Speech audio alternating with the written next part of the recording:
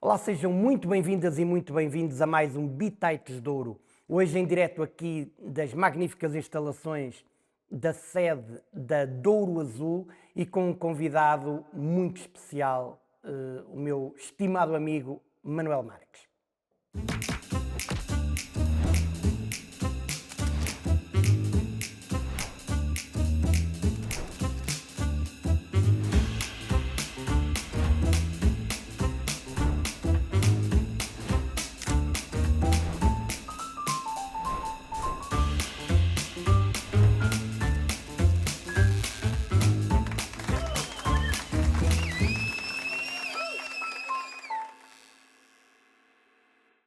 Estimadíssimo, bem-vindo aqui a esta que é a sua casa, não é? Portanto, nós estamos aqui na sede da Douro Azul e foi por causa da Douro Azul e destas instalações que acabamos por nos conhecer há 13 anos.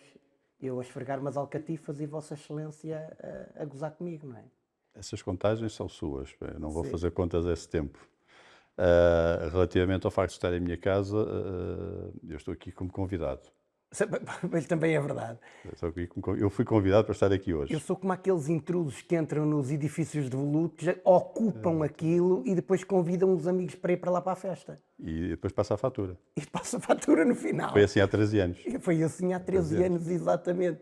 Pá, é um gosto imenso recebê-lo e eu tenho o privilégio de estar frequentemente consigo e de nós conversarmos sobre várias coisas do que vai acontecendo ao longo, trocarmos uns bitites aqui relativamente à nossa vida, mas há de facto algumas curiosidades que eu tenho.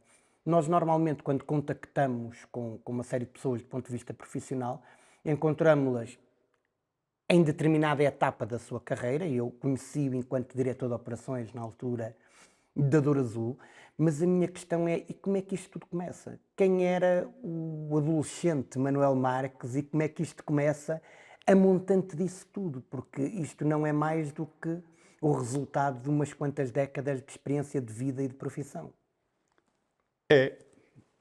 Bom, obrigo-me a fazer aqui algumas contas que eu, a partir de uma certa idade, uma certa altura, recusamos quase a fazer, não é? Portanto, olhar para trás é olhar para quase 40 anos de atividade, não é? E, portanto, para quem começa cedo nestas coisas. Mas eu não começava, não estava longe de mim quando comecei a estudar, a pensar em hotelaria. E, portanto, a hotelaria apareceu muito depois daquelas férias de verão em que nós fazíamos um bocado de tudo e de quase nada. Portanto, eu nas férias de verão fui experimentando, fui ajudante de farmácia, fui carpinteiro, porque ajudava o meu avô na carpintaria, fui uma série de coisas, muitas. Fazia uma coisa fantástica que eu falo muitas vezes disso, porque foi das tais profissões que não eram qualificadas, mas que me deu maior rendimento na altura para poder a seguir fazer aquilo que eu queria, que era encher colchões. Que engraçado. Na altura em que eu não havia, os colchões de molas eram ainda um luxo e as casas usavam colchões de palha ou de palha. folhelho. Portanto, era preciso esvaziar, limpar e voltar a encher.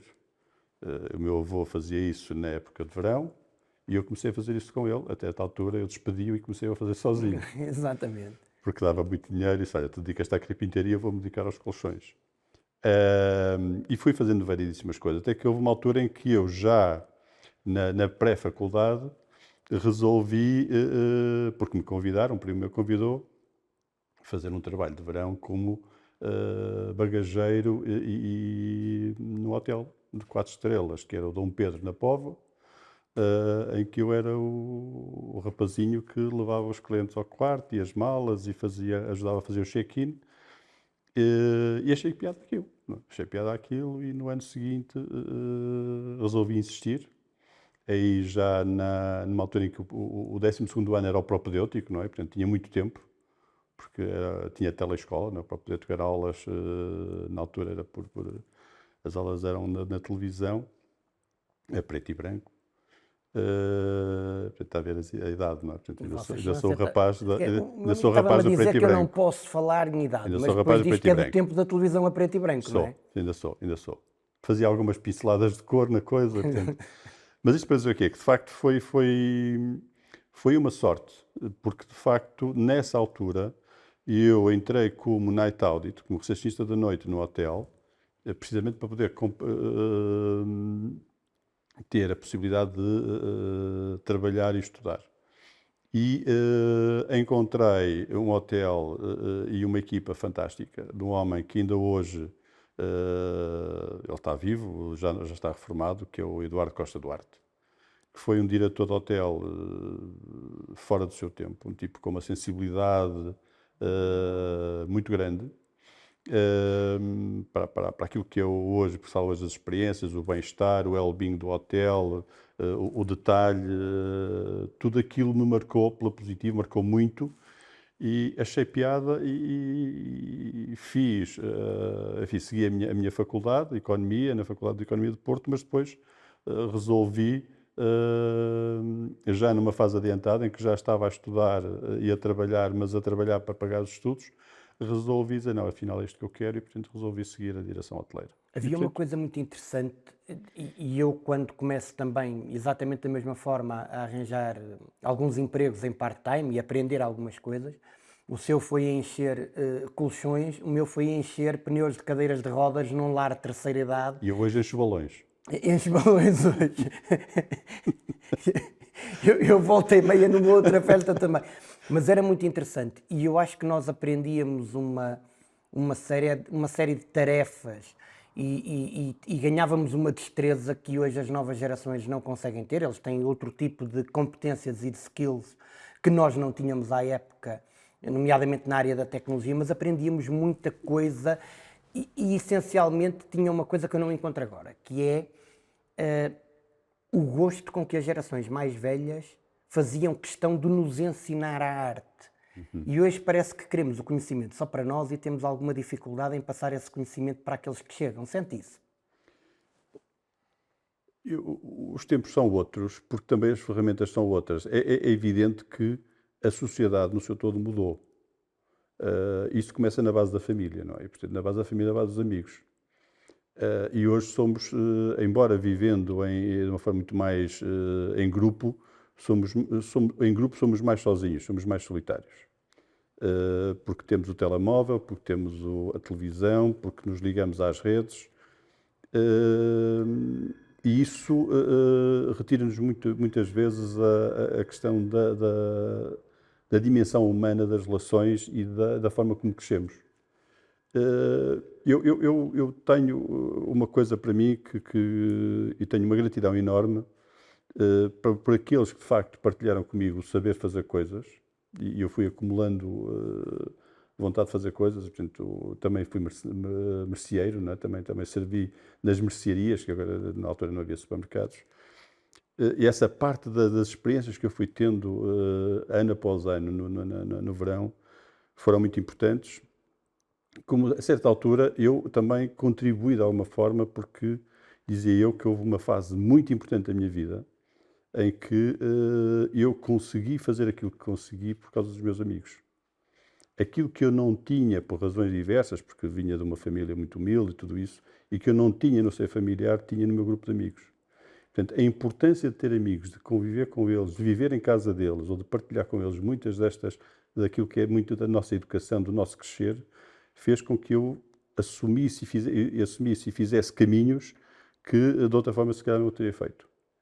E isso foi muito importante. Isso dá-nos a dimensão, por um lado, do respeito pelo trabalho, do respeito por aquilo que as pessoas fazem e pelo esforço que têm. Porque eu vi gente a trabalhar muito e para conseguir pouco, mas fazia-o com brilho, com orgulho e com vontade de partilhar, de ensinar, de trazer, de levar quase ao colo, não é? E por outro lado, vi gente que partilhou a sua casa comigo, partilhou os estudos. Estudávamos em grupo, estudávamos no café. O café de Anabar era o sítio onde as tertúlias também davam lugar aos estudos em grupo. E isso foi muito importante. Isso hoje é impossível e impraticável, porque também as ferramentas são outras e nós não podemos olhar para isto com saudosismo, tendo esta perspectiva de que no meu tempo aqui era, mas percebendo que isso é importante, isso hoje traduz-se num outro tipo de comportamentos e de relações, mas que também são úteis e importantes no seu tempo. Portanto, temos que conseguir transferir isso e, sobretudo, perceber como é que podemos ajudar as pessoas que estão connosco a serem melhores pessoas, a serem mais felizes naquilo que fazem, desde que também elas queiram, porque a questão aqui é um bocado isto, é que muitas vezes nós somos tão egoístas a ensinar ou a partilhar, como também egoístas no tempo de querer parar para aprender. E essa é que eu penso que é a grande questão que hoje se coloca, mesmo na gestão das equipas, que é a gestão do tempo, a importância que damos às coisas no tempo que temos. Sim. Eh, Falou aqui de uma coisa que é importante, que são os valores que nos são incutidos e, a determinada altura, aqueles que trazemos para a nossa vida, portanto, fruto das relações que nós vamos criando. Que valores é que trouxe para si dessa convivência e dessa partilha com esse grupo de amigos tão fundamental ao seu desenvolvimento e ao seu crescimento?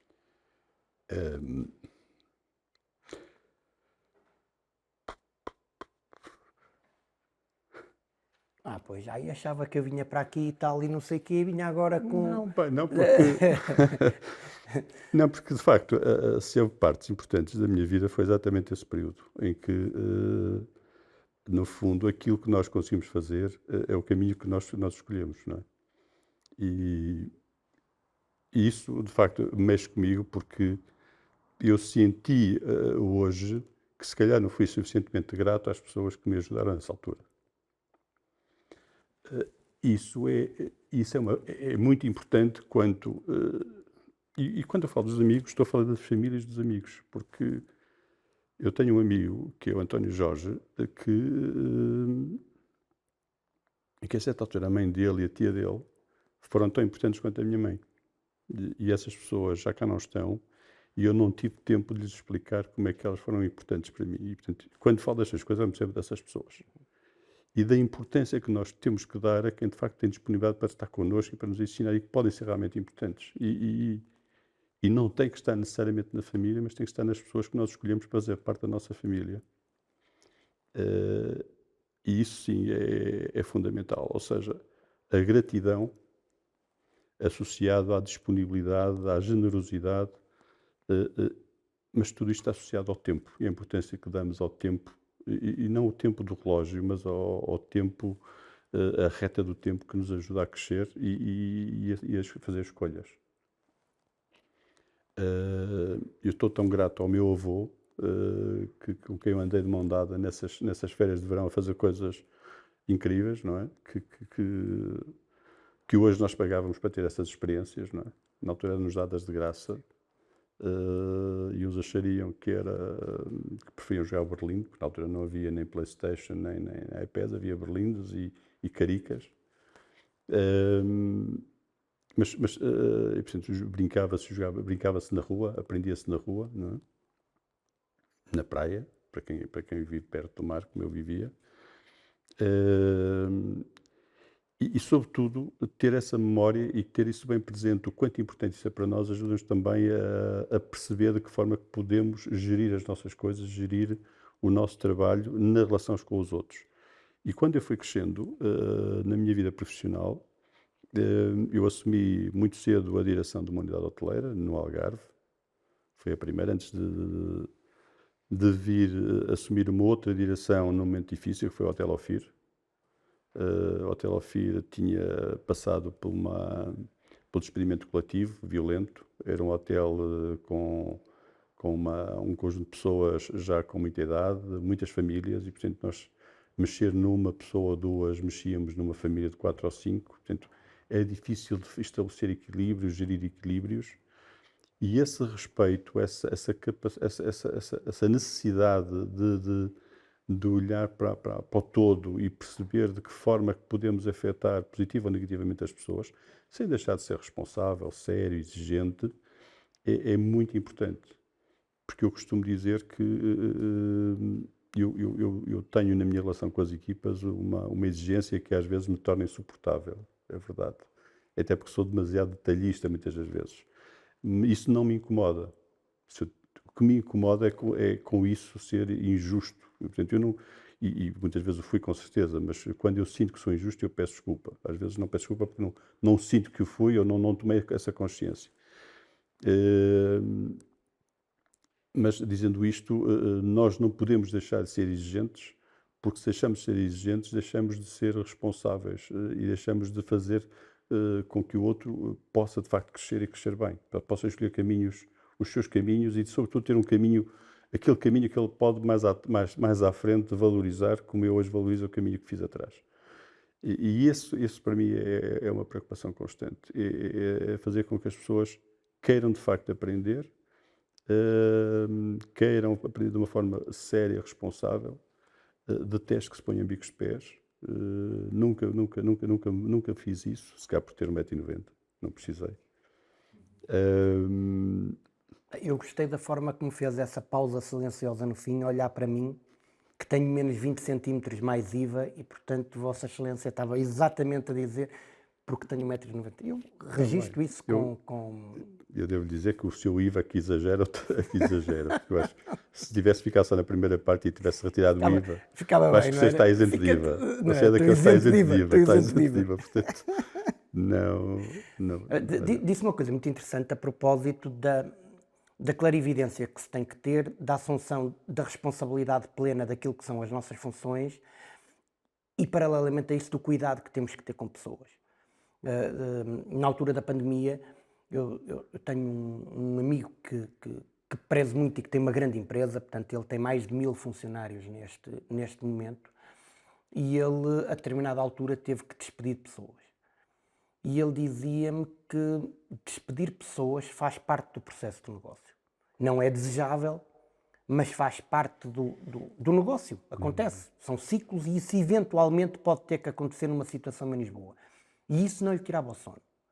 O que lhe estava a tirar o sono é se estaria a despedir as pessoas certas. Portanto, isto não tinha que ver com... Ele estava numa circunstância em que tinha que o fazer. Para ele era muito mais importante estar atento aos impactos, se por qualquer motivo aquilo ia ter um impacto de sobremaneira naquele agregado familiar, se teria sido aquela pessoa, se por outro lado, no outro lado da família também tinham sido despedidos, e isso sim tirava-lhe o sono. Não era a assunção da responsabilidade, não era o negócio em si, isso faz parte das regras do jogo, mas era este cuidado com as pessoas e era isso que lhe tirava o sono. E, portanto, o que me está a dizer é um pouco isso. É porque a justiça associada à questão da avaliação, ou seja, nós temos que decidir e temos que avaliar e decidir. E essa decisão muitas vezes pode não ser a mais justa. A questão da injustiça tem muito a ver com isso, com a forma como decidimos, como atuamos, como reagimos. Isso é evidente. O despedimento é como diz, eu concordo, ou seja, faz parte até do processo de regeneração das equipas e, portanto, as equipas não são perfeitas e estão em mutação, em crescimento, em desenvolvimento permanente. E às vezes é preciso, ou por crescimento orgânico, ou porque por substituição, é preciso que essa renovação seja feita. E aí sim nós temos que ter, sobretudo, uma rede dentro da estrutura que ajuda a decidir bem. E, portanto, as pessoas têm que estar todas alinhadas com os mesmos princípios, com os mesmos valores e, sobretudo, focadas naquilo que nós queremos atingir. Porque quando conscientemente estamos a prescindir de alguém, e estamos a trazer outras pessoas para o processo, ou estamos a prescindir ponto final, sem qualquer ideia até de substituição, enfim, seja por razões excepcionais, como foi no período da pandemia ou outras, isso faz parte do processo. A questão é que mesmo essas pessoas, quando despedidas, quando dispensadas, há regras para o fazer e, portanto, não podemos ser românticos ao ponto de achar que vamos pedir, eles ficam felizes. Mas temos a que minimizar esse impacto e perceber, das duas uma, ou de facto são pessoas que por qualquer razão com as quais não podemos contar, porque são tóxicas, porque não alimentam a equipa, porque estão claramente a mais, ou porque simplesmente chegou uma altura em que não podemos contar com elas. E, portanto, esses momentos são importantes na gestão e são tanto mais fáceis ou mais difíceis consoante a cultura que nós conseguimos construir à nossa volta sobretudo, de que maneira é que a empresa, de que o grupo, de que quem gere olha para as suas pessoas, olha para as suas equipas. Com a consciência de que, no limite, a exigência está sempre lá. E essa não pode comprometer o sucesso. E o sucesso não é chegarmos primeiro, é sermos melhores. Temos esta ideia de que todos estamos a construir alguma coisa na qual nos identificamos, percebendo que o comprometimento de cada um é diferente. E, portanto, e também, por isso, as lideranças se gerem de forma diferente consoante os grupos ou as pessoas e, portanto, é muito importante ter esta ideia de que a liderança não tem que ser democrática, não tem que ser igual e simpática para todos, porque, como alguém dizia, a forma mais injusta de liderar é liderar todos da mesma maneira, porque são todos diferentes e, portanto, não se pode liderar pessoas diferentes de maneira igual. E este é o princípio que está assente numa estrutura que é, volto a dizer, exigente nos seus princípios e rigorosa nos seus valores. O Manuel Marques trabalha num segmento de mercado neste momento absolutamente exigente, a crescer de forma muito veloz, não sei se bem, mas veloz, e com uma necessidade muito grande no que diz respeito a pessoas. Está-se a referir ao quê? Ao setor do turismo Ao turismo de neste forma momento, geral, sim. de uma maneira geral. Portanto, Não da Douro Azul, mas do turismo. turismo de uma maneira geral. Neste momento, nós vemos a necessidade que o país tem de recorrer a pessoas de outras nacionalidades. Estamos a recrutar agora, quando nós éramos, tradicionalmente, éramos nós que íamos lá para fora trabalhar. Estamos muito habituados a esse facto, mas estamos ainda muito pouco habituados a recorrer à mão de obra que vem de outros países. Esta questão da multiculturalidade é absolutamente fulcral neste momento, não é? Deixa-me dividir a coisa em dois momentos. Vamos falar sobre o turismo e depois vamos falar sobre a multiculturalidade nas empresas. O turismo vive um desafio enorme em Portugal. E o principal desafio é não conseguir discutir estas coisas de forma séria. Retirando a política e retirando as ideias político-partidárias e os exageros que estão sempre à volta das questões da economia do turismo e da política do turismo. O turismo tem hoje, em Portugal, o grande desafio que é da identidade. Nós, durante muito tempo, assentamos o desenvolvimento do turismo na autenticidade dos lugares, da autenticidade das pessoas, da relação do turista com o território e com as suas gentes. O grande problema é que muito deste território já não tem gente. E não tem gente lá, tem outras gentes. E, portanto, o Douro, e sem qualquer tipo de ideia xenófoba ou o que seja, o Douro dos dourienses não é igual ao Douro dos brasileiros, ou dos ucranianos, ou dos paquistaneses, ou dos indianos. É um outro Douro. O que quer dizer com isso é que hoje, quando vai ao Douro e quando quer encontrar aquilo que nós defendemos e promovemos durante muito tempo como o Douro das quintas, o Douro das pessoas, das famílias, esse Douro começa a não existir e é substituído pelo Douro em que a paisagem está lá, a paisagem maravilhosa está lá, as pessoas que sofrem o Douro estão lá, mas a grande maioria já não está. Já fala outra língua que não o português ou o douriense. Portanto, esta perda de identidade, esta perda de conexão com o território é, desde logo, um problema de aculturação que o turismo tem que enfrentar. E isto faz-se com tempo. Ou seja, isto não se faz à velocidade da substituição das pessoas. Não se substitui um douriense por uma outra pessoa qualquer que acaba de chegar a Portugal, dando-lhe uma cultura de região e uma cultura de autenticidade, permitindo que ele se comporte como alguém que conhece a sua história, conhece a história do lugar e transporta essa história para a experiência turística. Portanto, isto obriga naturalmente a trabalhar em várias dimensões. Na dimensão cultural, na dimensão profissional, técnico-profissional, na dimensão humana, da forma como os recebemos, como nos alojamos, como tratamos deles, como os integramos. E quanto maior e mais acelerada for essa integração, melhor conseguimos, no tempo, garantir uma aproximação ao território e à história e ao respeito pelo território. É evidente que o turismo não foi sempre assim. Se olharmos para o Douro ou se olharmos para qualquer outra região de há 10, 20, 30, 50 anos atrás, não foi sempre assim. Portanto, essa evolução, que nos pareceu uma evolução natural, em cada momento ele teve desafios. Este é um desafio muito grande. E é muito grande porque obriga naturalmente a políticas que estabilizem muito mais a forma como as pessoas chegam cá e como elas são recebidas. Este é um problema. Como é que o turismo se organiza, como é que o turismo e a política do turismo olha para o seu território, enfim, à parte das questões do overtourism, da massificação, o que seja, porque eu penso que não faz parte deste contexto, pelo menos aqui neste momento da conversa, mas que também é um problema que traz às organizações um outro desafio. E nós sentimos isso. Nós, Douro Azul, nós, Mystic, sentimos isso na nossa atividade, que é trazer para a experiência do nosso cliente uma ideia de território, uma ideia de experiências naquilo que são as suas relações com o território, com a cultura do vinho, com a cultura das quintas, com a cultura da paisagem, que muitas vezes não está lá porque não há quem a saiba contar.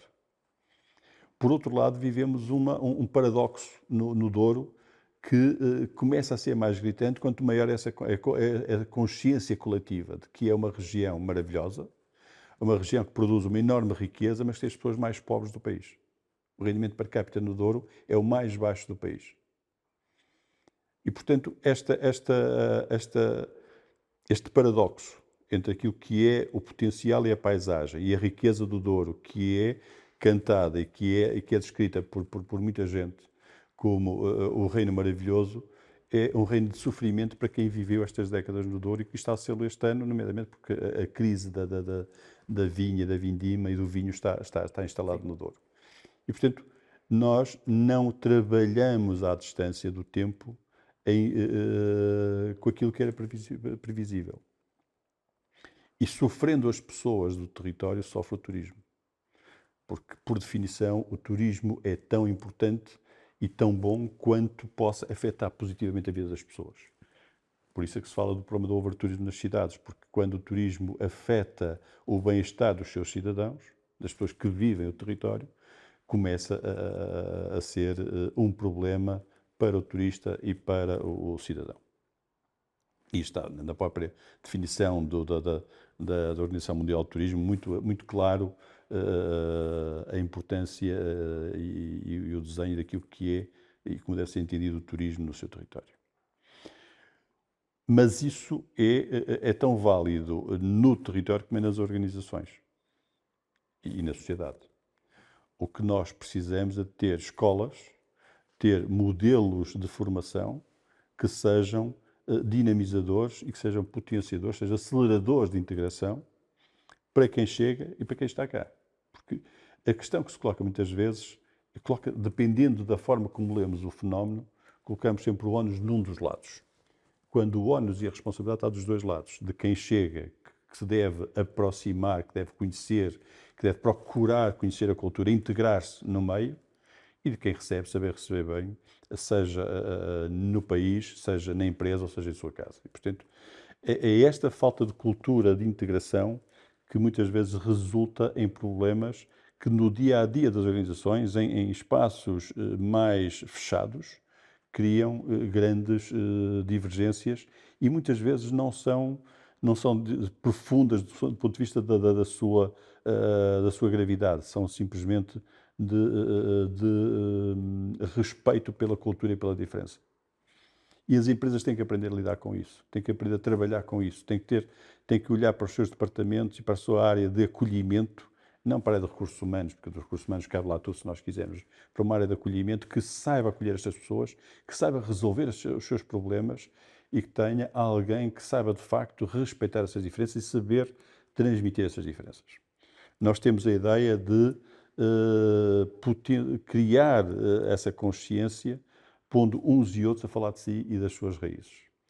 Porque, no limite, os conflitos muitas vezes derivam do problema da comunicação. E o senhor, como um comunicador nato, sabe perfeitamente que muitos problemas começam exatamente aí, na forma como comunicamos, não é? Sim. A história do diga lá outra vez porque eu não percebi. não é? E quando estamos mal dispostos, até um bom dia pode ser ofensivo. Depende da forma como se diz. E isso é real. Ou seja, E da dificuldade em um partilhar. americano em Portugal, no português que não percebe o americano, o fuck you americano é ofensivo e no limite leva um murro nas trombas, como dirá, usando a lógica dos bitites, Sim, que você muito bem introduziu nesta conversa. Da mesma forma que o linguajar, a percepção do que é certo e do que é errado entre o português do Brasil ou o português de Portugal, completamente também diferente. potencia muito destes problemas da comunicação. Em que o comentário ad hoc, a observação fora de tempo ou dentro de tempo, pode provocar um conflito porque é ofensivo no Brasil dizer porra, não me chateies, ou do chega para lá, cara, e português, eu não chego porque estou muito bem aqui sentado. E, portanto, o que eu quero dizer com isto é que é importante aproximar culturas e é importante que as organizações também façam esse papel de ajudar uns e outros a conhecerem-se melhor. E, portanto, é isso que nós queremos que, de facto, as organizações e nós, do Azul, queremos fazer isso, que é encontrar um momento em que cada um possa, de facto, apresentar-se enquanto cidadão do mundo, mas enquanto português, enquanto brasileiro, enquanto paquistanês ou indiano. E isso é fundamental, admito eu, para que as relações se tornem mais fáceis. Sim, porque seremos todos sempre muito mais do que a função que ocupamos e às vezes não nos permitimos é aceitar que do outro lado há alguém que tem muito valor a acrescentar àquilo que nós estamos a fazer. Por um lado isso é assumir uma fragilidade, mas por outro é muito impactante e muito libertador no momento em que eu aceito que há três verdades, não é a minha nem só a sua, é a verdade propriamente dita. Isto consegue-se com diálogo, com aceitação, com compreensão e com partilha. Com conhecimento. E esse conhecimento vem da partilha. Não é? Porque, voltando à questão, só para fechar o tema da multiculturalidade nas organizações e na sociedade, é de facto importante, na área onde nós estamos, que este processo de integração seja acelerado. Porque se em determinadas profissões a capacitação técnica é exigida, mas em que a interação é reduzida, ela existe no nível social, na hotelaria essa relação é com o outro, é com o cliente, é com o americano, é com o francês, é com o alemão, é com aquele que nos visita. Num território que ele espera encontrar alguém que lhe fale um bocadinho da tal autenticidade que eu falava inicialmente. E, portanto, é importante também para que ele possa evoluir dentro do seu Estado e que não seja apenas mais um mero elemento, seja na cozinha, na copa, no restaurante ou o que seja, admitir que esta questão possa ser uma mera circunstância de língua. Não, é cultural e esta cultura tem impacto na relação com o serviço. Isso é fundamental. E, portanto, o turismo, como a hotelaria, precisa naturalmente de olhar para estas pessoas de uma forma diferente do que a construção civil ou do que o comércio ou outras profissões, porventura, que, enfim, que não importa.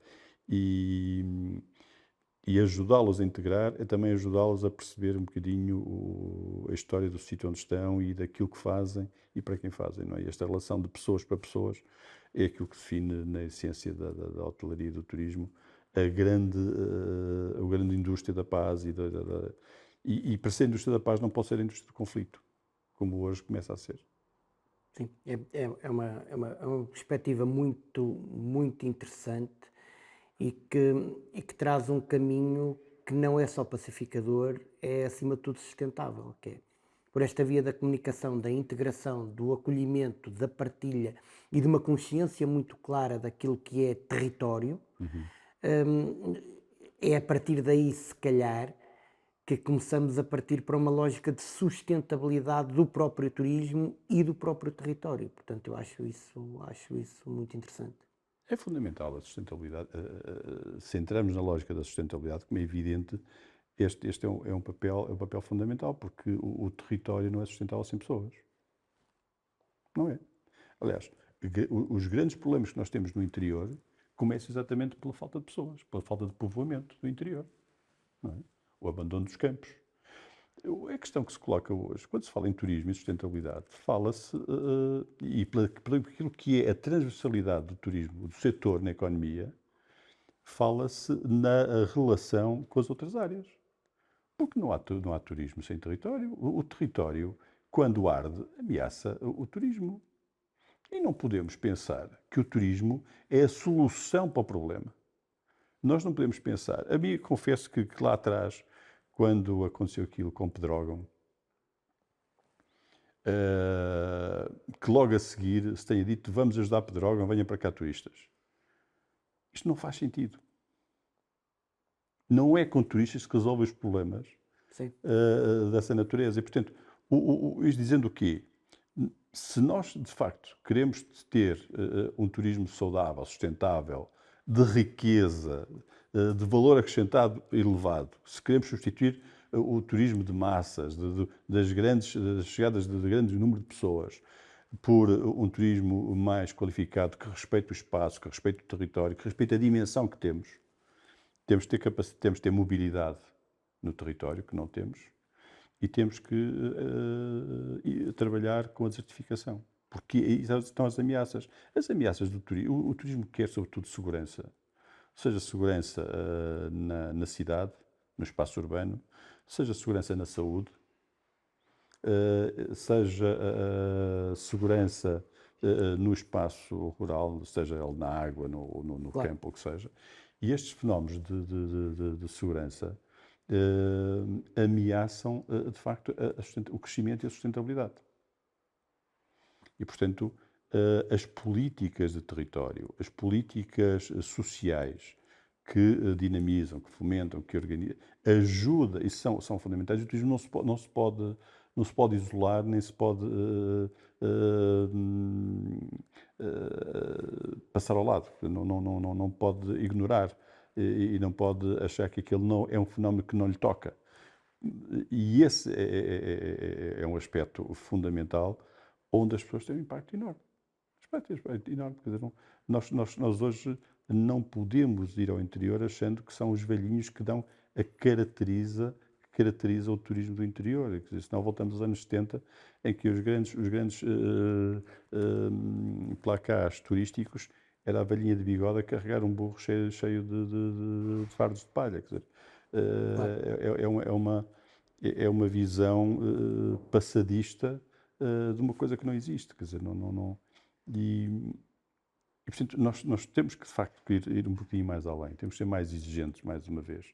E, sobretudo, temos que sair desta nossa concha, onde aparentemente tudo corre bem, onde aparentemente o discurso político alinha pelo momento do sucesso dos números, e discutir em profundidade as coisas que nos tocam. Portanto, as pessoas que chegam, a forma como chegam, como as integramos, como ficam cá, como podem crescer no turismo, porque as pessoas não vêm para aqui para ficar sempre a fazer a mesma coisa, ou porque também têm sonhos, têm vontade, ou então estamos num processo de substituição, estamos a triturar pessoas e, portanto, hoje estão cá estas, na perspectiva de que amanhã se cansem e se vão embora e venham outros fazer exatamente a mesma coisa a quem pagamos menos. Não é isso que nós queremos e não é isso que nós queremos fazer na Douro Azul. Nós queremos que, de facto, as pessoas fiquem connosco, mas, sobretudo, com um princípio, que é uma definição de valores, uma definição de objetivos e de objetivos de curto, médio e longo prazo, percebendo que a empresa tem desafios de crescimento, quer crescer, mas, sobretudo, quer crescer valorizando-se. Cresce de uma forma orgânica, tendo mais navios, tendo mais unidades hoteleiras, tendo mais negócio, mas sobretudo tendo melhor negócio, melhor serviço, e para isso temos que trabalhar com estas pessoas, procurando efetivamente integrá-las, fazer com que elas se sintam bem e valorizadas e queiram ficar cá 1, 2, 3, 4, 10 anos, como temos em alguns casos. Isso hoje, nesta nova etapa, nesta nova jornada que nós iniciamos na Douro Azul, há 2 anos, criamos aqui um momento no pós-Covid desenhamos aqui uma nova jornada, que tem a ver com uma chegada de pessoas e uma nova geração às equipas, com outras características, com outras exigências, não é? Pessoas que já vêm com o smartphone e que deixaram já vêm com os colchões de molas e deixaram os colchões de palha e de folhelho, e, portanto são gerações novas que trazem naturalmente outro nível também de exigência para si próprio, para as suas famílias, outros sonhos, e que nós temos de ser capazes de as acomodar, porque também isso importa para o turista hoje. O turista hoje também se importa com essas pessoas, se importa com a saúde, com a vida, com o bem-estar dessas pessoas, quando as vê perto delas. A responsabilidade social é um valor muito incutido do ponto de vista, e muito enraizado do ponto de vista pessoal e do ponto de vista empresarial numa série de países da União Europeia, se calhar de alguns mercados-chave cada vez mais, sim. Da Dor Azul. Sim, dos mercados desenvolvidos, sim. Dos mercados desenvolvidos. O conceito do travel matter é que está cada vez mais enraizado. As pessoas viajam com um propósito e, portanto, esse propósito tem muito a ver com a relação, de que forma é que ele pode contribuir para o sítio para onde vão, de que forma é que eles contribuem positivamente para o lugar onde vão estar, vão comer, se vão divertir, vão ter experiências. Esse é um conceito cada vez mais bandeira na forma como as pessoas escolhem a viagem. Não é? Sim, eu vejo que, quer dizer, não tenho dúvida nenhuma que do ponto de vista da sua visão para as pessoas é tudo muito claro e, portanto, e já nos deu aqui vários exemplos disso. A minha pergunta agora tem a ver diretamente consigo, que é, e o que é que ainda lhe falta fazer? Sim. Porque isto é tudo muito lindo, e tal, e carreira, e coisa, e a malta, e é tudo muito bonito, e não sei o quê, mas e então? Falta-lhe ganhar dinheiro, pá. Falta-lhe ganhar dinheiro. Ou seja, assim de forma muito clara, falta-me ganhar dinheiro, é isso que está a faltar. Não, tenho certeza que não se esgota por aqui. Eu tenho sempre esta frase para mim, é a curiosidade que alimenta o conhecimento. E eu, quando me mantenho curioso relativamente às coisas, é quando eu me sinto mais estimulado para continuar a desenvolver-me. Portanto, o meu caminho vai mudando muito frequentemente neste mundo volátil, incerto, complexo e ambíguo e, portanto, eu tendo a apaixonar-me e interessar-me por muitas coisas muito frequentemente. E sei alguns caminhos que ainda quero seguir e algumas coisas que ainda quero fazer. O que é que o Manel Marques ainda quer fazer? Olha lá ver, eu gosto muito daquilo que faço. E o meu percurso de vida, o meu percurso profissional indica um bocado isso. Eu estive sempre na hotelaria, em diversos estágios, em diversos momentos, sempre ligados a projetos novos. E isso é uma coisa. Eu gosto de fazer coisas, gosto de construir. Eu tenho um problema, eu vivo insatisfeito porque sou um perfeccionista por natureza. Isto não é virtude, é defeito. Porque muitas vezes você tem que saber alimentar esse grau de insatisfação, não é? A automotivação é seguramente uma das minhas maiores virtudes. Há momentos em que eu preciso de me afastar um bocadinho para aparecer com outra força. Portanto, e acho que a motivação começa em nós, começa com a automotivação. Eu não fico à espera que alguém me vá bater à porta e dizer, vem trazer motivação. Isto para dizer o quê? A questão não é o que é que eu faço, o que é que eu gostaria de ter tempo para fazer. Portanto, eu obviamente que vou, a certa altura, procurar gerir melhor o meu tempo naquilo que são coisas que eu não tenho para mim, não é? Lá chegará o tempo dos netos, que é uma coisa que a certa altura nós começamos a pensar nela e que é um sonho que me alimenta, não é? Porque até pela relação que tenho com o meu filho e pela vontade que tenho de estar com ele e de pensar que ele está a crescer também. Não é? Ele fez recentemente fez 30 anos e, portanto, está um 30 maravilhoso. E, portanto, já está na altura de contribuir um bocadinho para a felicidade do teu pai, não é? E deixa-te lá de coisas e faz-te à vida. E a determinada altura ele cria tempo só para ele, portanto aí está, Exatamente. ele pode deixar ficar o neto e pode ir à vidinha dele e fica tudo salvaguardado, Estás salvaguardado porque depois há alguém que te toma conta, que faz o resto. Sim. Eu tenho alguns hobbies que fui deixando Eu gostava de pintar, gostava de desenhar, deixei isso para trás, por falta de tempo também, porque, É porque enfim, tem um part-time, não é? Que eu já o apanhei numa praia a servir às mesas e a fazer arrozes caldosos e, portanto, não eu é? também gosto, sim. Mete-se nessas coisas da culinária e a servir à mesa e não sei o quê, e depois quer ter tempo para ter netos. Não, Nessa altura é arroz de netos. É arroz de netos. Não, essa é a parte que fica das atividades que eu fui fazendo. Eu, enquanto diretor de hotel, eu sempre estive muito perto das equipas e, portanto, eu sempre interagi muito com os meus chefes de cozinha, sempre trabalhei muito com eles. E é engraçado que, de todos os sítios por onde eu passei, hoje, alguns dos meus amigos eram os meus chefes de cozinha da altura. E pessoas com quem eu mantenho uma relação claro, de franca amizade de simpatia. Mas também porque eu gosto da operação sobretudo, porque penso que a certa altura é importante eles perceberem que quando falamos das coisas sabemos do que falamos. Portanto, não me custa pegar numa bandeja e fazer serviço à mesa e fazer serviço à inglesa ou à francesa, como também não me custa ir para a cozinha e gerir uma equipa ou fazer um turno de cozinha, ou ir para o housekeeping e ensinar ou partilhar com o housekeeper a forma como se faz um quarto, ou como se monta um quarto para um cliente VIP, ou o que seja. Portanto, eu sempre, durante muito tempo, me envolvi nessas questões que, parecendo menores, são fundamentais na forma que você agrega à equipa. Porque, a partir dali, ninguém pode dizer que está fora do processo. Portanto, não é porque eu costumo dizer que eu sou um empregado de mesa muito caro, não é? Portanto, há empregados de mesa que fazem um trabalho tão bom ou melhor que eu e ganham muito menos do que eu. Portanto, eu tenho essa percepção, mas há um momento em que eu tenho que tirar algum tempo para estar próximo dos outros e porque isso aproxima as pessoas. Há um grupo de pessoas em que só a melhor forma de estar com eles é estar lá, no sítio onde eles estão, no sítio onde eles trabalham. E, portanto, eu gosto disso. E isso são os tais momentos em que, parecendo que eu estou a trabalhar, estou-me a divertir. Portanto, faz-me bem.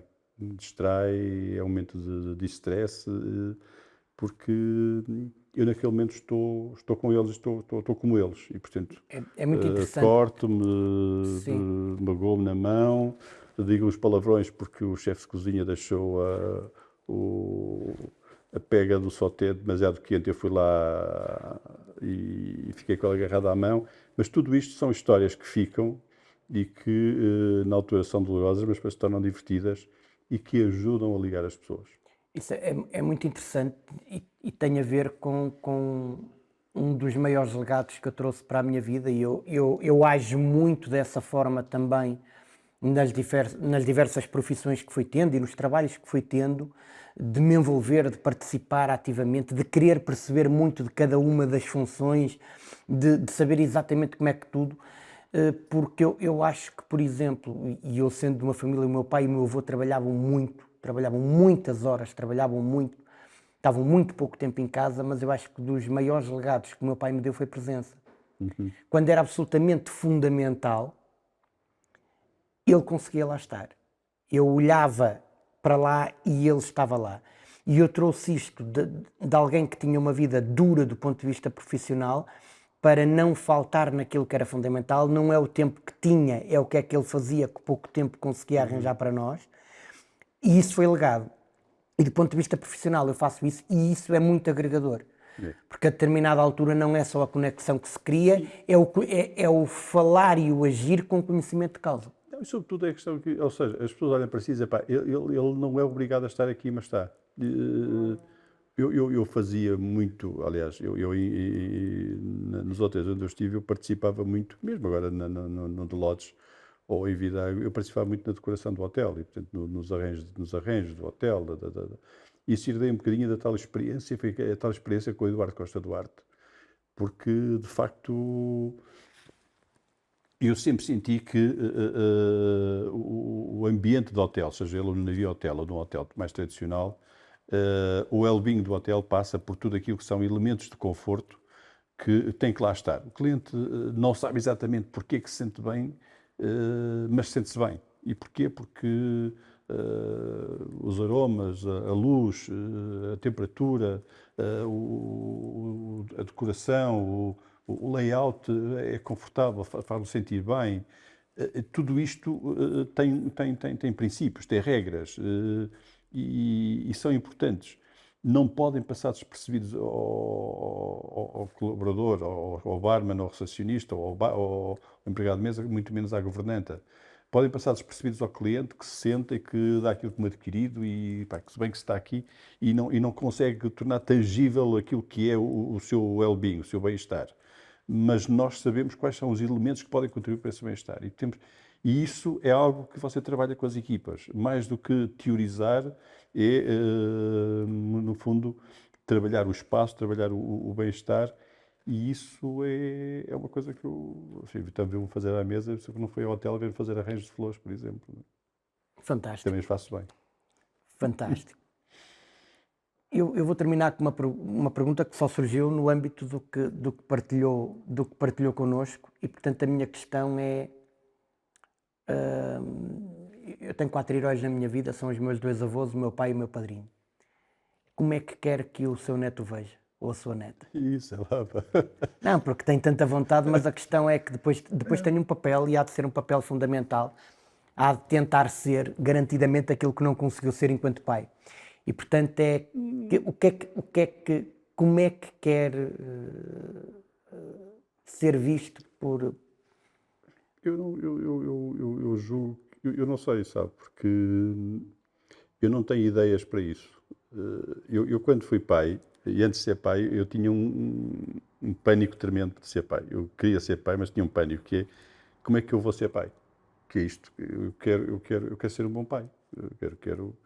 Mas não sabia o que era ser um bom pai, não é? Portanto, eu tive ali um drama de... olhava para a minha volta e achava que o mundo ia acabar, que o mundo era terrível, a droga, a violência, a escola, porque não sabia o que vinha aí a seguir, não é? E, portanto, nós achamos sempre que aquele é o pior momento do mundo. O meu problema é como é que eu vou educar o meu filho nisto? Será que eu vou ser capaz? E eu acho que fui capaz, porque, ou seja, fui competente, porque de facto, olhando para o Afonso hoje, acho que eu e a mãe dele fizemos um bom trabalho. Ele tem seguramente muito mais mérito que nós, mas nós tivemos ali alguma importância.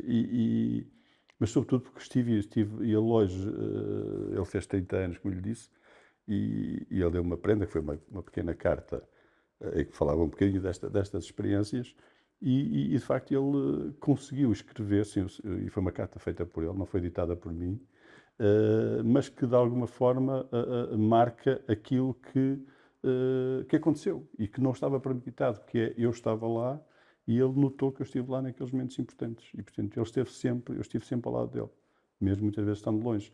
Portanto, eu acho que com os meus netos vai acontecer um bocado isso. Eu quero muito estar com eles e, sobretudo, eu quero estar presente. E, portanto, eu acho que na relação que se tem com os filhos e com os netos, a intensidade com que nós estamos com eles e o amor que lhes dedicamos é suficiente para que depois a memória seja a memória dos momentos e dos tempos e não propriamente aquilo que nós queremos que aconteça. Eu acho uma forma absolutamente extraordinária de terminarmos esta nossa conversa, portanto, já sabem, sigam-nos nas diversas plataformas onde estaremos com o Bitaites de Ouro. Manuel Marques, muito obrigado. Um abraço.